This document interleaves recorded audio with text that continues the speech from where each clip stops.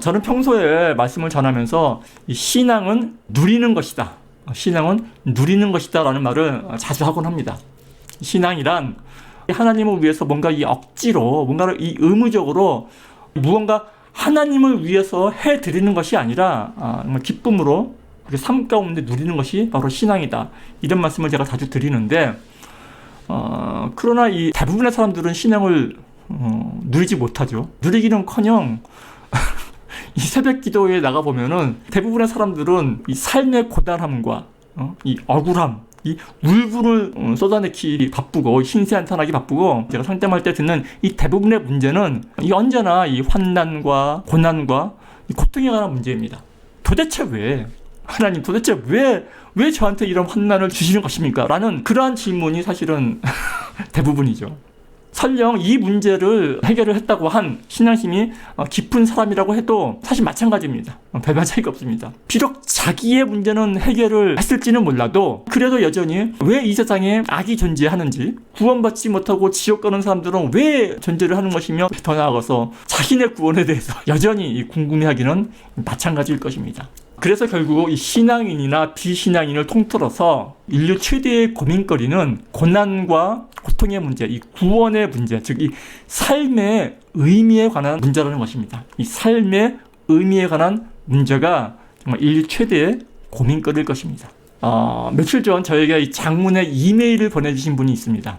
그러니까 이분은 제 아내처럼 이민 1.5세로서 40대 후반의 나이신데 미국에서 이제 대학 나오시고 좋은 커리어로 대기업 미국 회사에 근무하시면서 동갑내기 아내로 17살 먹은 딸과 또 14살 먹은 이 아들을 두신 이 가장이라고 자신을 소개를 했습니다. 그런데 이분께서 이제 어떤 고민거리가 있으시냐면은 이 살아가면서 그러니까 매일, 매주, 매달 반복이 되는 이 동일한 삶의 패턴 속에서 이 삶의 의미에 대해서 제가 아까 말씀드린 그 삶의 의미에 대해서 고민에 빠지신 것 같았습니다. 좋았다가는 다시 힘들어지고, 재미있다가는 다시 지루해지고, 다이어트에서 살이 빠졌다가는 다시 찌고, 은혜에 충만했다가는 또 다시 또 강팍한 마음에 어쩔 줄을 몰라 하고, 이렇게 이 반복되는 삶 가운데 이 삶에 대한 회의가 느껴진다는 것입니다. 그래서 이 교회에 나가서 이 신앙이 좋아 보이는 이 다른 기독교인, 다른 이 크리스천 동료들과 이야기를 나눠보면은, 그들은 늘, 이 말씀 읽으라고 하고, 기도 열심히 하라고 그러고, 또 그렇게 살아가는 것이 이 하나님의 뜻을 이루어가는 그런 삶이라는 그런 이 정답만을 이야기하고, 그래서 또한 이 답답한 마음에 신앙이 없는 이 교회 밖의 사람들과 또 이야기를 나눠보지만, 그들 또한 역시 뭐 삶이란 애들 잘 키우는 거, 애들 잘 키워서 뭐 좋은 대학 보내고 돈을 열심히 벌어서 나중에 편하게 살기 위함이라든지 뭐 여행 다니기 위해서라는 등등 이렇게 이 세상적인 이 물질적인 이유들을 말하지만 답답하기는 마찬가지라는 것입니다. 이분이 궁금한 것은 그거예요. 그런 게 삶의 의미의 전부라면은 그 매일매일을 힘들게 사람들과 부딪혀가며 일하면서 주말이 되면 그 짧은 정말 그 찰나와 같은 짧은 쉼으로 재충전하고 또다시 이제 월요일 아침이면 마치 전쟁터에 끌려나가듯 이 무거운 마음으로 출근해서 그 되풀이하는 그 일상을 살아가는 것이 그러한 삶이 도대체 무슨 의미가 있나 싶다라는 것입니다. 도대체 왜 내가 무엇을 위해서 이런 삶을 살고 있지? 라는 의문이 든다라는 것입니다. 삶에 대한 근본적인 의문이 든다라는 것입니다. 그리고 이 말미에 이런 이야기를 이제 하다 보면 자신이 마치 쓸데없는 고민에 빠진 우울증 환자처럼 들릴 수도 있지만은 그러나 자신은 나름 운동도 열심히 하고 마라톤도 뛰고 정신 건강을 위해서 최선을 다하고 있는 지극히 평범하고 건강한 사람이라는 말씀도 덧붙이셨습니다. 저는 이분의 메일을 읽어보면서 무척이나 공감이 되었습니다. 왜냐하면 저 또한 마찬가지였기 때문입니다. 사실 밖으로 표현만 안 할 뿐이지 여기 계신 분들도 마찬가지고 대부분의 사람들 또한 이와 비슷한 고민을 한 번쯤은 해보았을 것입니다. 저뿐만이 아니라 2000년 전 예수님 시대에도 사람들은 이 똑같은 고민과 질문 속에 살았을 것입니다. 그래서 사도 바울은 이 로마서를 통해서 바로 오늘 읽은 이 로마서를 통해서 바로 그러한 사람들을 위해서 논증을 하고 있는 것입니다. 결론부터 말씀드리자면 구원이란 우리의 이 삶 가운데 허락된다라는 것입니다. 이게 무슨 말씀인가 하면 우리의 삶은 이 구원을 이루어내는 이 과정이라는 것입니다. 근데 이 말을 오해하지 마시기 바랍니다. 그러니까 이 말은 뭐 우리가 고난을 이겨내고 뭐 삶을 도덕적으로 착하고 선하게 살아내야만, 그러한 과정을 거쳐야만 나중에 그에 대한 보상으로 구원을 받는다, 구원을 얻는다, 이런 말이 아니라는 말씀입니다. 이 삶 가운데 구원이 허락된다라는 말은 이 삶을 통해서 구원이 완성되어 간다라는 말씀입니다.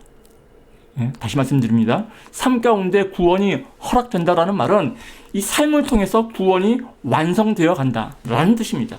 이 로마서 5장에 오늘 읽은 이 본문 말씀은 환난이 인내를, 인내는 연단을, 연단은 소망을 이룬다고 말씀하시면서 예수님의 삶을 통해서 설명을 합니다. 성경은 예수님을 이 땅에 내려오신 이 하나님으로 설명을 하죠.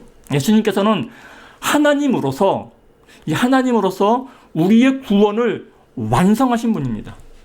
그러나 예수님의 일생을 가만히 살펴보면 예수님께서는 이 땅에 어머니 마리아의 자궁을 통해서 갓난아기로 태어나십니다. 예수님은 우리와 마찬가지로 유년기와 청소년기를 거치셨고 어떤 직업으로 목수일을 하셨습니다. 그리고 이 공생의 기간 중에도 이 땅에서 사람들이 겪는 이 모든 희노애락, 기쁨과 슬픔, 고통, 이런 것들을 동일하게 겪으셨습니다. 그리고 예수님께서 구원을 이루어내신 방법 또한 십자가의 고통이라는 그 대속의 고통을 몸소 육체로 겪으심으로 완성하십니다. 바꿔 말씀드리자면 예수님께서는 전능하신 하나님이기 때문에 우리의 구원을 단지 말 한마디로 기적처럼 짠 하고 이루어내지 않으셨다라는 말씀입니다. 우리는 신앙하면 언제나 어떤 그 신비로운 현상을 기대하거나 아니면 그 반대로 뭐 뼈를 깎는 인내, 처절한 각오, 그리하여 마침내 그로 인한 부활, 승리, 뭐 이런 이 극적인 것으로 곧바로 연결을 짓는 경향이 있습니다. 그러나 신앙이란 그런 극적인 것이 아니라 우리의 삶에 관한 것입니다. 즉 이 신앙생활에 있어서 회개라든지 믿음, 구원, 이런 말들은 그저 막연한 이 추상 명사가 아니라 우리의 이 삶의 정황 가운데, 우리의 이 구체적인 삶의 현실 가운데 우리가 직접 우리가 정말 한 땀 한 땀 경험해야 하는 것들이라는 사실입니다. 오늘 말씀 가운데 환난은 인내를, 인내는 연단을, 연단은 소망을 이룬다는 그런 말씀 역시 동일하게 우리의 이 삶에 관한 이야기라는 말씀입니다. 즉 우리의 성숙에 관한 이야기라는 말씀입니다. 우리는 늘 예수께서 승리하셨으니 승리는 우리 것이다 이러면서 그것을 믿는 것이 곧 우리의 신앙이라고 말을 하곤 합니다. 그러면서도 한편으로는 그 2000년 전에 예수께서 이루신 승리가 왜 그 현대를 사는 우리에게 적용이 되는지, 그리고 만약 그때 그렇게 완벽한 승리를 이루어내셨다면은 왜 그때나 지금이나 동일하게 이 고난과 고통, 이 환난이 허락되는지 궁금해하곤 합니다. 그렇게 이 자신의 삶 가운데 마주치는 이 고난과 고통에 대해서 고민을 하다가 결국 이 자신의 신앙이 자신의 기대에 못 미치고 실패를 했을 때 도대체 내 구원은 진짜인가? 도대체 내가 뭘 잘못했기에 내 인생은 왜 이다지도 이렇게 고달픈가? 왜 하나님께서는 이런 고통을 주시며 왜 내 인생에서 실패를 막아주시지는 않는가? 도대체 왜? 라는 질문을 하게 되는 것입니다. 그렇게 처절하게 질문을 던지고 기도하고 고민하다가 예수 처음 믿을 때의 감격, 그 열정을 다시 회복하자, 다시 처심으로 돌아가 다시 한번 열심을 한번 불태우자 라는 결론으로 급하게 마무리 짓고 맙니다. 사실 이러한 패턴이 우리의 신앙생활의 많은 부분을 차지하고 있는 것 같습니다. 그러나 그것이 답이 될 수는 없습니다. 사실 늘 동일하게 반복되는 이 삶 자체에는 어떤 특별한 의미 같은 것은 없습니다. 삶은 그저 삶일 뿐입니다. 우리가 굳이 이 삶의 의미를 찾자면은 주어진 삶을 경험하는 데 그 의미가 있다고 볼 수 있을 것입니다.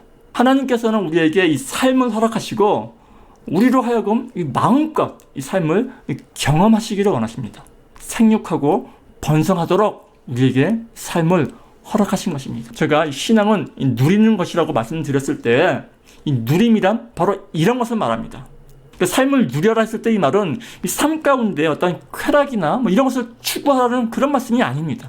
이 말은 이 삶 속에 포함된 모든 것, 이 삶 속의 희노애락을 모두 빠짐없이 경험하는 것을 말합니다. 마치 여행자가 여행을 하듯 이 여행지에서 만나는 모든 것을 경험하는 것을 말한다는 뜻입니다. 이 진정한 여행자는 여행 중에 겪게 되는 고생을 투덜거리지 않습니다. 오히려 색다른 경험으로 여기고 이걸 누립니다. 이 아브라함이 그의 신앙이 가장 성숙해진 그 노년에 그의 그 고단했던 그의 삶을 돌이켜보면서 이 나그네와 같은 인생을 살았다고 회고를 하는 장면이 성경에 기록되어 있습니다. 즉 여행길이었다는 것입니다. 예나 지금이나 현명한 사람들은 이 여행을 통해서 인생을 배우라는 말을 많이 하는데 이는 인생이 여행길과 같다라는 것을 깨달았기 때문일 것입니다. 때문에 그들은 이 여행길에서 만나는 고통과 이 환난을 단지 환난으로 여기지 아니하고 오히려 이 보다 이 성숙해질 수 있는 그 밑거름으로 생각하는 것입니다. LA에는 특히나 노숙자가 많은데 거리에서 노숙하는 이 거렁뱅이 거지와 이 무전 취식을 하는 여행자는 겉으로 보기에는 별다른 차이가 없을 것입니다. 그러나 이 노숙자와 달리 여행자는 절망을 하지 않습니다. 왜냐하면 여행자는 자신이 여행 중임을 알고 있기 때문입니다. 자신에게는 돌아갈 집이 있음을 알기 때문일 것입니다. 그래서 이 신앙인이란 돌아갈 집이 있다는 것을 알고 이 인생을 여행자처럼 사는 사람일 것입니다. 그렇게 되면 이 삶 가운데 경험하는 모든 이 희노애락을 누릴 수가 있게 되는 것입니다. 만약에 삶에 의미를 부여한다면 바로 이런 것일 것입니다. 진정한 여행자가 남들이 안 가는, 남들이 가길 꺼려하는 오지를, 아프리카, 아마존, 남부 이런 데를 오히려 즐거이 찾아다니듯 이 고독한 미식가가 이 새로운 맛을, 달팽이나 번데기 이런 새로운 맛에 도전하는 것을 즐기듯 진정한 신앙인은 그 자신 앞에 펼쳐진 삶을 누리는 것입니다. 그래서 사실 이 삶은 마치 나에게 주어진 선물처럼 우리 앞에 무한한 가능성으로 펼쳐져 있습니다. 지금 당장 내가 마음껏 누릴 수 있는 것이 바로 나의 삶입니다. 그 영어로 현재를 뜻하는 말, 이 지금을 뜻하는 말이 프리젠트이지 않습니까? 이 선물 또한 프리젠트인가 보면 신기하긴 합니다. 이 현재는 늘 반복이 됩니다. 지겹도록 반복이 됩니다. 늘 이 똑같은 현재가 내 앞에 다가오는 것 같습니다. 그러나 가만히 살펴보면 1초 전의 현재나 1초 후의 현재는 동일한 듯하지만 동일하지가 않습니다. 조금은 다르죠. 예. 동일해 보이는 그 현재를 내가 어떻게 맞이하느냐에 따라서 그 현재가 조금씩 다른 모습으로 내 앞에 다가옴을 알 수가 있는 것입니다. 그러나 그 변화가 너무나 작아서 그래서 늘 이 반복되는 것처럼 보일지는 모르지만 그러나 그 작은 변화가 쌓이고 쌓여서 누적이 되고 나면 그 결과는 무척이나 달라질 것입니다. 우리의 삶이 비록 겉으로 보기에는 아무 의미도 없이 동일하게 반복되는 것처럼 보일지라도 우리가 그 삶을 어떻게 맞이하느냐에 따라서 너무나도 다르게 나타나게 될 것입니다. 우리가 신앙생활을 하면서 크게 오해하는 것 중에 하나가 이런 것입니다. 하나님이 다 하신다. 우리가 할 것은 아무것도 없다. 우리는 그저 믿기만 하면 된다. 오직 믿음이다. 오직 믿음뿐이다. 이런 말을 이제 자주 하는데 크게 보면 맞는 말이지만 그러나 이 말 가운데는 이 오해할 부분이 상당히 많습니다. 하나님께서 우리에게 허락하신 삶은 사실 운동장 같은 것입니다. 그러니까 우리에게 이 삶이라는 인생이라는 그라운드, 이 운동장을 허락하시고 마음껏 뛰어놀고 경기를 하라고 그렇게 명하시죠. 승리는 보장되어 있으니 마음껏 경기를 하라고 하시는데 우리는 하나님 승리가 보장되어 있다면은 어차피 이길 거라면 뭐하러 힘들게 뛰어요? 하나님이 다 알아서 하실 것인데 하나님이 다 알아서 이기게 해줄 것인데 뭐하러 뛰어요? 힘들게 이러고 있는 듯 하다 말씀입니다. 경기를 하다 보면 넘어져서 다칠 수도 있고 부상을 당해서 심지어는 피를 흘릴 수도 있습니다. 위험하죠. 그러나 그렇게 경기장 위에서 뛰어다니는 것이 경기를 누리는 것입니다. 그것이 경기를 누리는 것이죠. 사실 하나님께서 허락하신 그 깔아놓으신 그라운드 운동장 자체에는 아무런 의미가 없습니다. 그 운동장 위에서 우리가 뛰어다니고 뛰다가 넘어지고 그러다가 골을 넣을 때 그때서야 비로소 그 운동장은 운동장으로서의 의미를 가지게 된다는 말씀입니다.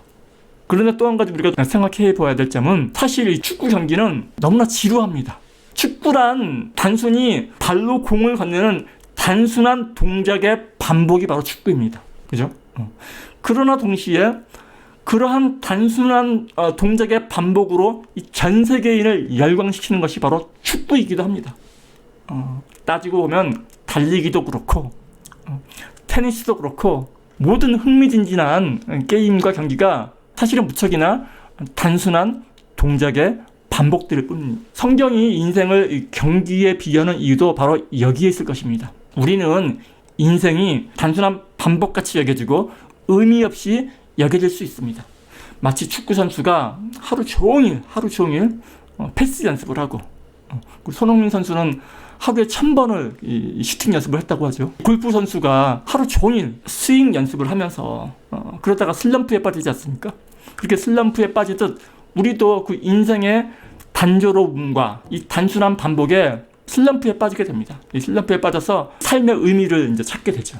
그러나 이 모든 이 세계적인 선수를 치고 이 한 번쯤 이 깊은 슬럼프에 빠져보지 않은 사람은 아무도 없을 것입니다. 그러나 동시에 그들은 이 한결같이 그러한 슬럼프를 겪었기 때문에 그들이 이렇게 성장할 수 있었다고 말을 합니다. 제가 다시 한번 말씀드리지만 삶에는 별 의미가 없습니다. 삶 자체는 별로 의미가 없습니다.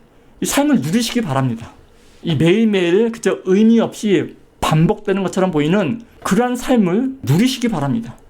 지금 자신 앞에 이 펼쳐진 이 모든 순간을 그저 경험하시길 바랍니다.